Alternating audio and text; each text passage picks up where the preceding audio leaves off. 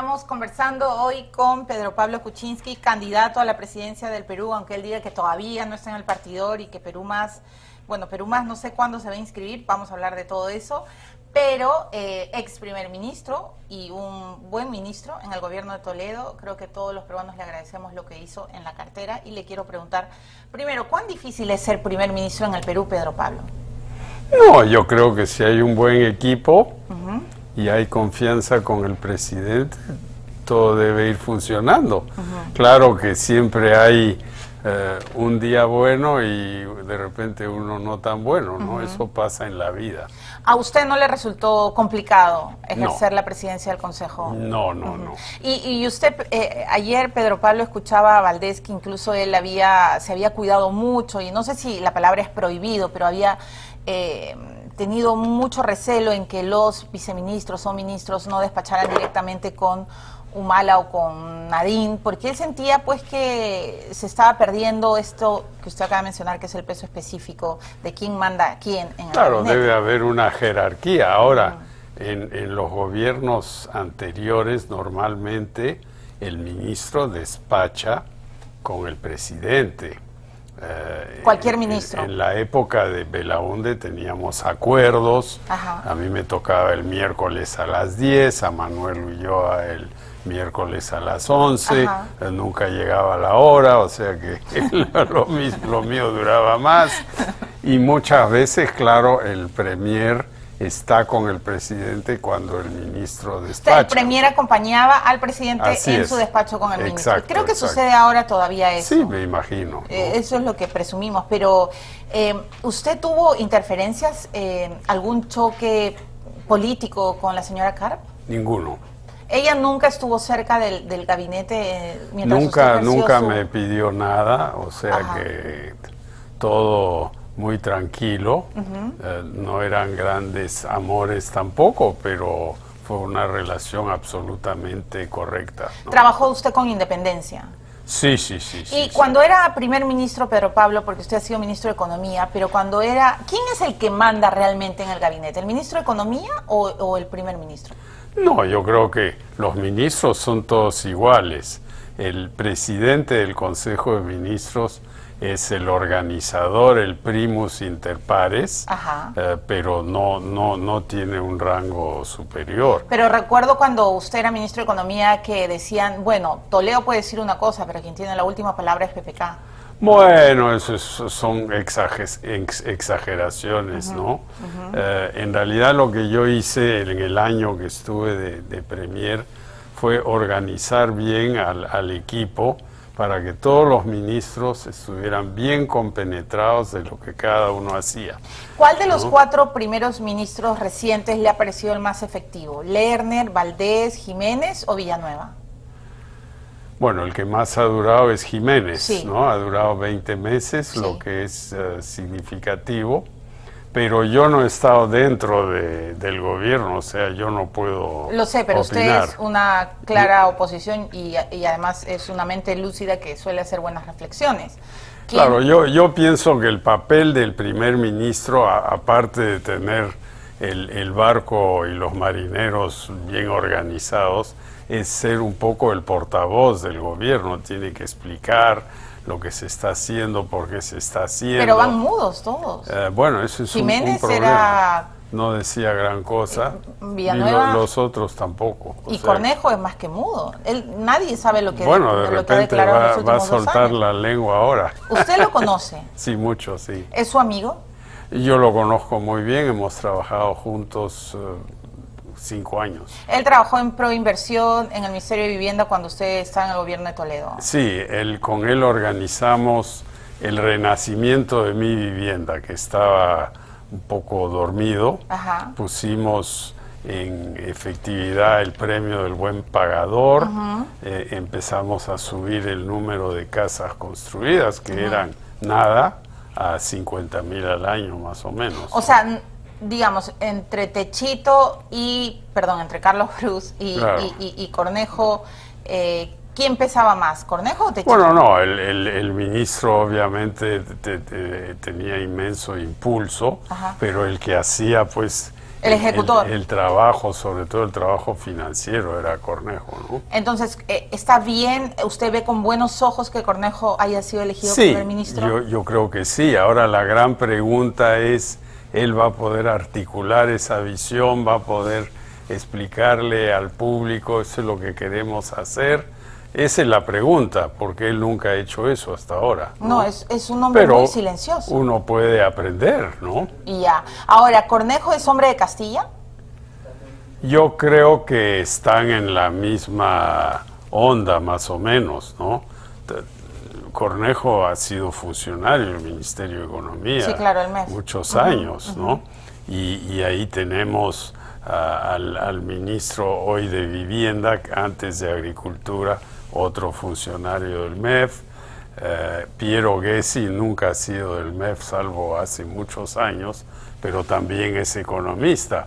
O sea, este gabinete tiene un peso fuerte de economistas. Tiene 4 economistas, ¿no? Sí, 4. 4. Cuando yo estaba como ministro de Economía, yo era el único economista en el gabinete, salvo Jaime Quijandría, que era economista también y me ha apoyado mucho. Pedro Pablo, ¿este sería un gabinete como hoy día repasan los analistas políticos, un gabinete más tirado al terreno de Villanueva, perdón, de Castilla? Siempre le digo Villanueva Castilla, Dios mío, es como que él fuera el primer ministro.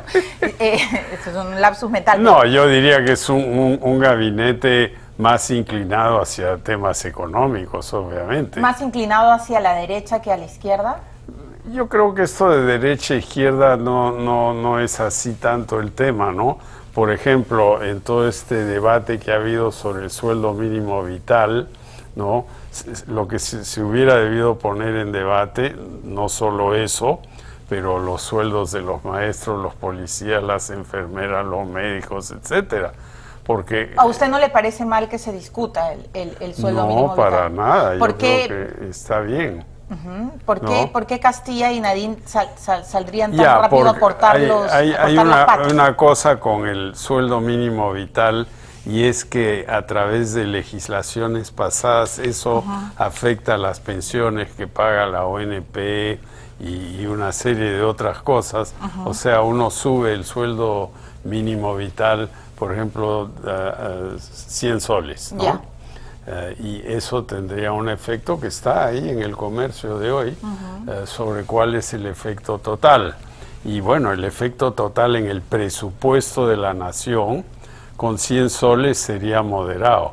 Con 300 soles o 400, que es lo que pide la CGTP, eso sería insostenible. Pero ¿no? Digamos, ¿sí se podría aumentar 100 soles? Uy, sí. ¿Y por qué entonces hay tanto escozor? Los ministros se acaban de aumentar el doble de su honorario, lo que decía Villanueva. Bueno, Alan les bajó a la mitad y ahora han vuelto a recuperar lo que se les quitó en el 2006, ¿no? ¿Usted sí está de acuerdo entonces con el aumento ministerial? Sí, yo creo que tenemos que tener buenos sueldos para los altos funcionarios. Lo que deberíamos hacer es desconectar la escala de los funcionarios de la escala política, que son los ministros, el presidente. Eso mismo opina Keiko Fujimori. Que son aves de pasaje, ¿no? No van a estar ahí toda la vida. Como yo lo dije en esta misma sala el domingo con Enrique Castillo, con Fernando Belaúnde, los ministros ganábamos, yo era ministro de Fernando Belaúnde, algo menos de $200 al mes, o sea, 500 y pico soles. Y no me alcanzaba, pues cuando se me acabó la plata al cabo de 2 años, yo le dije bye bye, ¿no? ¿Qué voy a hacer? Ya le debía tanta plata al banco. Pero usted tomó su trabajo como ministro, ¿qué? ¿Como un servicio al país? Absolutamente, absolutamente. Porque eso es lo que se plantea, y quiero conocer su pensamiento así estricto.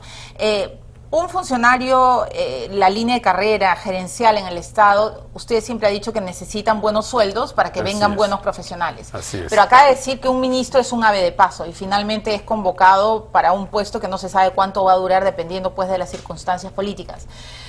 para entenderlo bien, Pedro Pablo, ¿usted está de acuerdo en que se le aumente el salario a los funcionarios de primer, segundo, tercer rango, pero no a los ministros? Yo creo que políticamente lo que se hubiera debido hacer, es decir, a los ministros los vamos a reajustar, pero en 2 o 3 etapas. O sea, si están en 15, vamos a 22.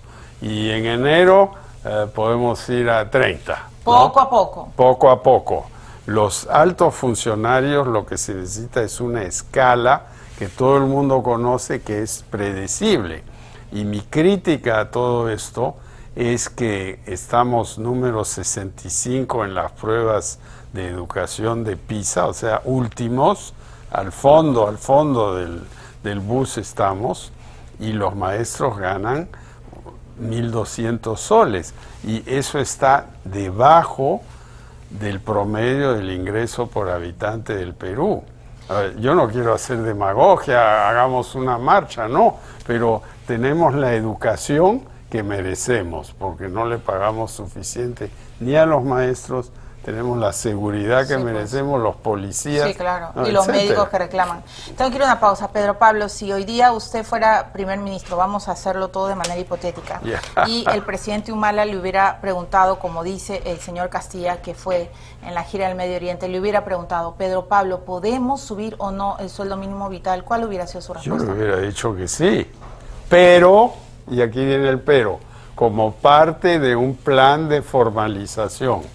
Tenemos que ayudar a las pequeñas empresas a que contraten gente en vez de simplemente tenerlos ahí sin pensión ni seguro. Muy bien, y ese sí habría sido, para empezar, 100 soles. Yo creo que 100 es absolutamente digerible. Muy bien, vamos a ir a la primera pausa. Ustedes acaban de escuchar a Pedro Pablo, que habla con autoridad y con experiencia, no por gusto. Él aumentó además en el gobierno de Toledo. Recuerdo cuando fue el aumento inusitado y además sumamente reclamado a los maestros. Ustedes recordarán, a los policías también. ¿Qué irán pues ahora, no? ¿Qué irá Castilla? Le voy a preguntar también por la famosa línea del tren, la línea 2.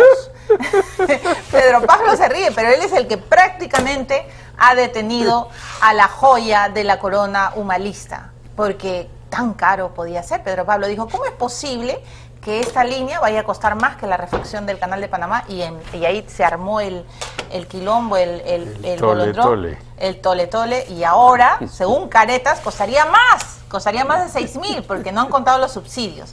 Después de la pausa seguiremos hablando de lo que sucede en nuestro país. Ya regresamos.